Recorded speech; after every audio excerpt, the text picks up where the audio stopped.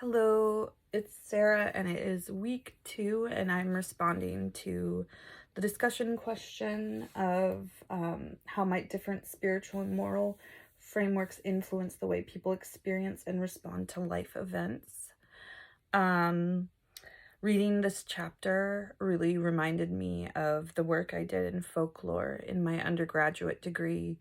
It's a lot, very Jungian stuff. I myself wrote a lot about ritual and the importance of ritual within the human experience and cultural experience as well. I specifically studied the coming of age ritual. And so this reminded me a lot of that work I did, and kind of fell right in line with a lot of things that I found pertinent in that then. But specifically, I think that Fowler's model really fits well with the kind of ritual and folklore and cultural anthropology that I got my degree in and use when I come up against these questions. And specifically coming of age rituals, what I wrote about previously was about how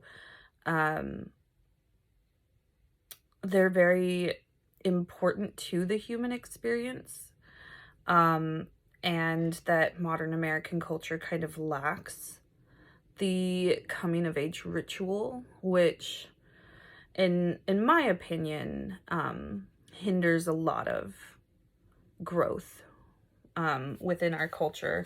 We talk about people having this like extended childhood, right? And that kind of begins where we don't have any ritual within our culture. So a coming of age ritual essentially is the elders of a culture giving some form of sacred knowledge to the younger generation who is now coming to an age where they're able to accept and conceptualize responsibility within their culture and within their social group.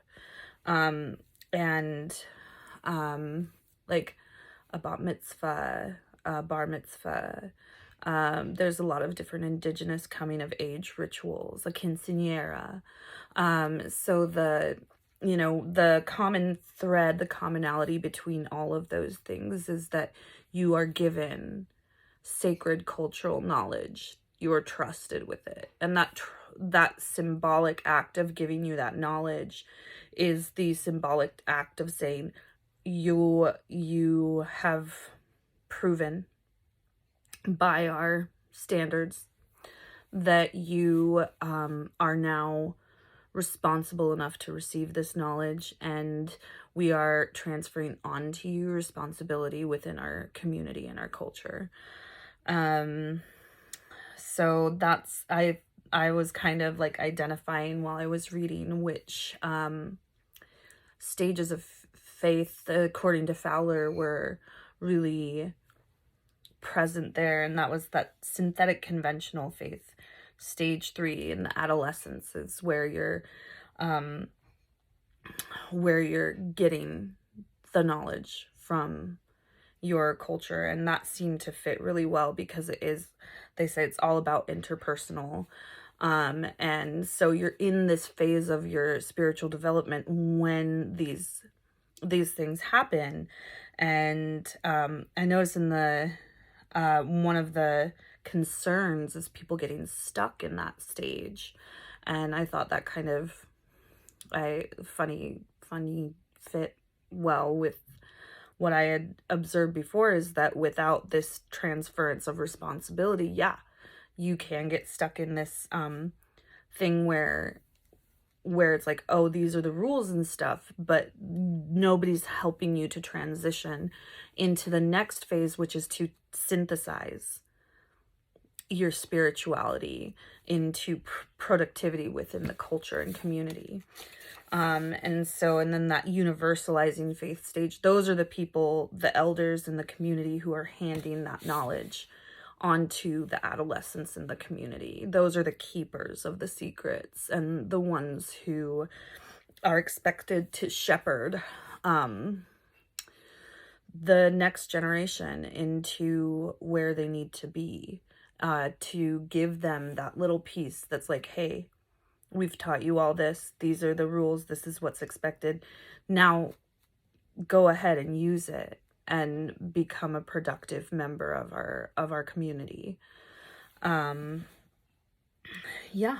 So I thought those really fit with that universalizing faith stage, with that kind of picture of the elder, who, you know, as an adolescent, you're sitting there being given this knowledge and you're like, oh my God, this is huge. This is scary.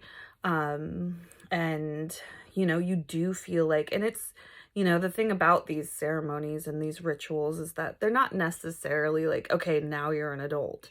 It's never like, okay, now you're ready to support a family. It's more like, now we've given you this secret knowledge that you're going to use to become an adult. But in that stage, that interpersonal stage, what a huge gift that is, and how important that feels. And then when you move on through the stages, and when you do get to that universalizing faith stage, you know, looking back and participating in these rituals in the totally polar opposite field, right? You're looking at these adolescents like, I've been there, I've done that. You've got so much to learn and so far to go, and I'm gonna give you this little piece of knowledge to help you get there, and I hope you do. And yeah, so it was a really enjoyable read for me. I got real deep into my folklore roots, so I appreciate that.